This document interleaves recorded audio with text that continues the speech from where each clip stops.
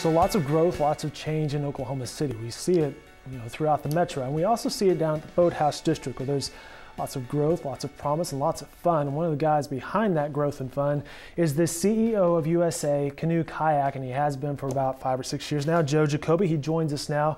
Thanks so much for your time today. It's great to be here. And I mentioned the change and the growth, and you have some change to announce. Yeah, this is a big day, one that I've been both looking forward to, and it's a little bit of a scary step forward, but I've made the decision to step down later this year as the CEO of USA Canoe Kayak. I'm announcing today, and yeah, this organization has been such a huge part of my life.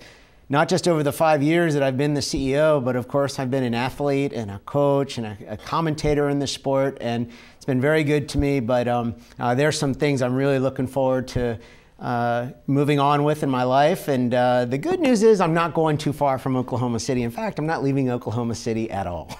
I was just going to bring that up. You're one of the roles you do, we'll probably see on the Olympics coming up on NBC, is the role of a commentator. I was like, why am I speaking? You're the one with the Olympic experience, including a gold medal in 1992. What's ahead for Joe? Well, so my decision to leave USA Canoe Kayak sort of focused on two parts. There was a personal part of it, and there was a professional part of it. So let's start with the professional part of it first.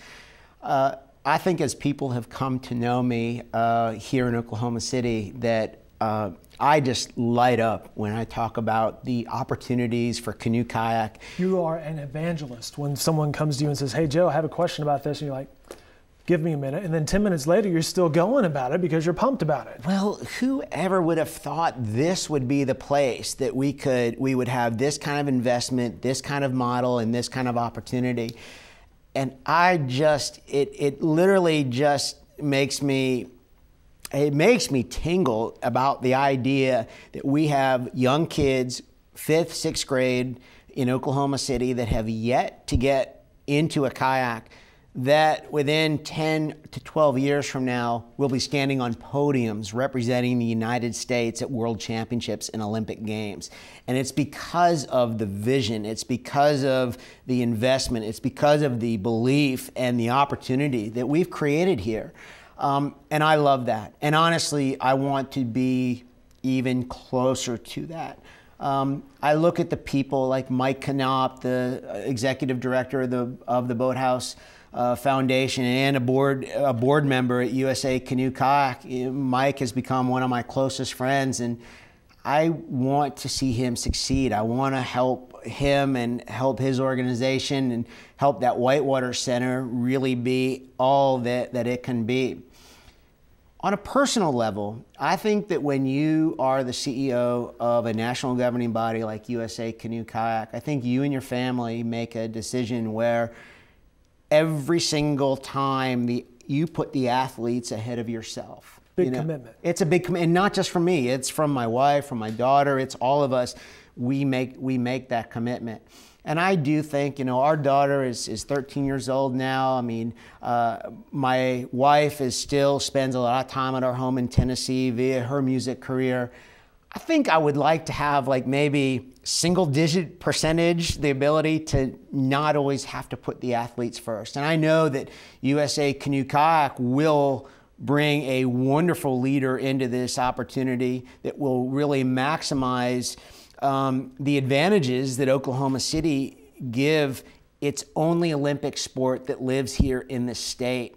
And I'd like to have just a little bit more flexibility to kind of make some decisions on my own best interests. And gosh, it's been unbelievable what this community has given to me. And it's like, I just feel at this stage I'm ready to get more involved here, not less.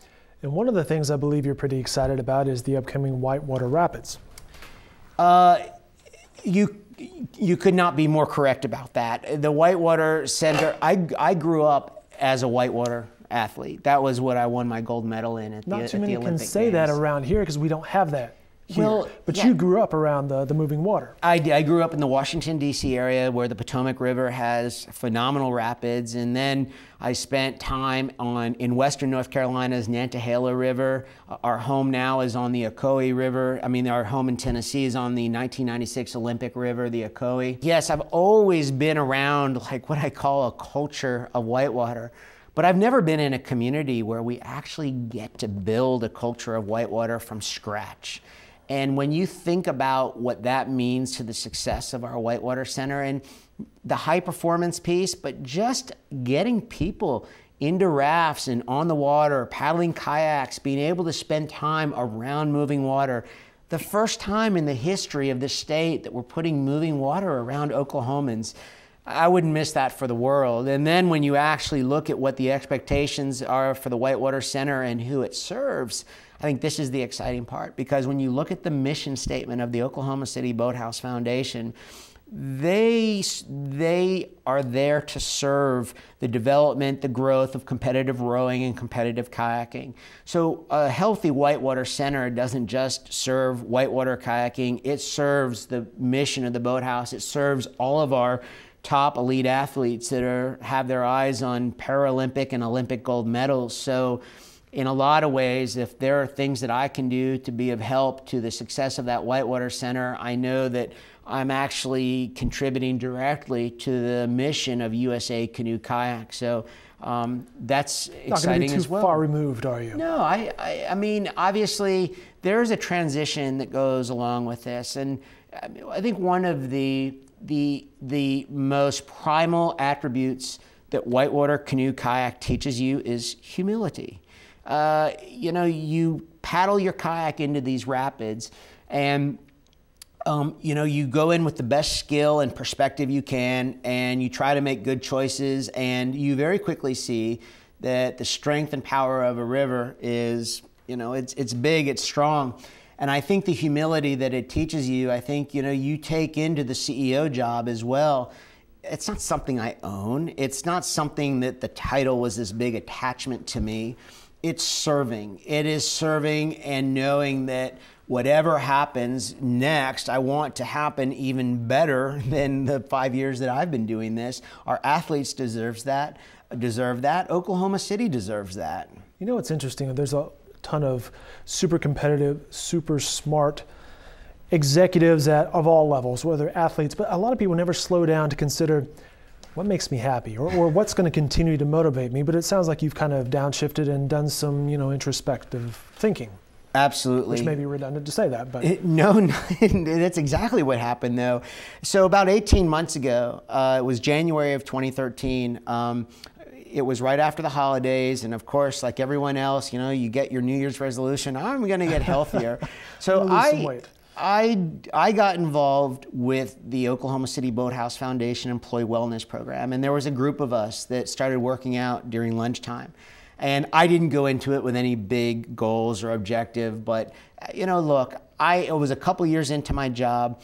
It wasn't that I was just sort of looking at how I was personally fueling myself for the job. And I just thought about some of the negative self-talk that I had, some of the poor habits that I have that I wasn't changing. And I just kept asking myself, why aren't you making these changes? And I had these, you know, these built-in excuses like, oh, you're an elite athlete, you know what to do, you know how to fix these things. You can flip a switch, you can get better. Well, which may be true, but I wasn't doing it. And so, but just through this process of just taking small steps every day, you know, I began to notice changes. You know, I began to get in better shape. I was really committed to my running with the Oklahoma City Land Runners.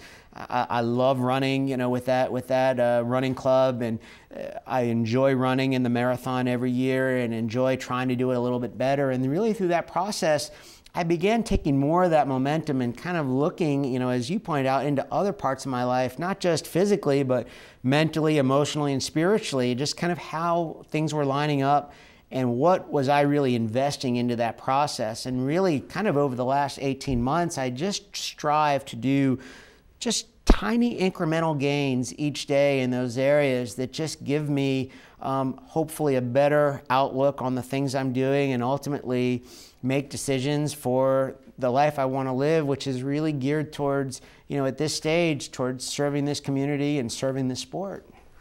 How do you win an Olympic gold medal? It's just one or two things, right? It's not a bunch of little things, right? It's so funny, whether you're asked, like, how did you lose like a bunch of weight, or how do you win an Olympic gold medal? It's like sometimes the question, sets up the answer that people are looking for. Like, is there that silver bullet, that something, that one or two things that you have to do? With a diet, it's not like a list of 2 or 3 foods you eat. And with an Olympic gold medal, it's not one thing that you do.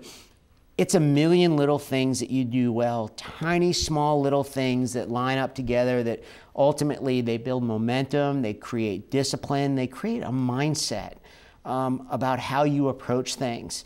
And that, to me, is, I think, what I've learned in this process, and really what I value kind of above everything else, is just keep working on that mindset a little bit. It's not just, positive thinking. I mean, it's you really begin to kind of take the time to work through this question: why do I do what I do?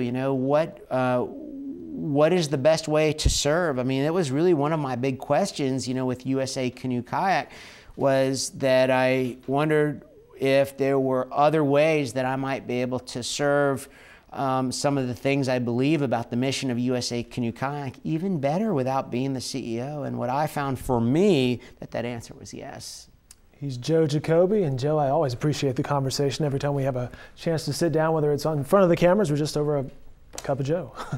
Dave, I have so much admiration for what you and News OK are doing, and thanks for giving me the opportunity to talk a little bit today. This is awesome. I look forward to many more conversations. Anytime, and we're glad you're sticking around in the community. It'll be awesome.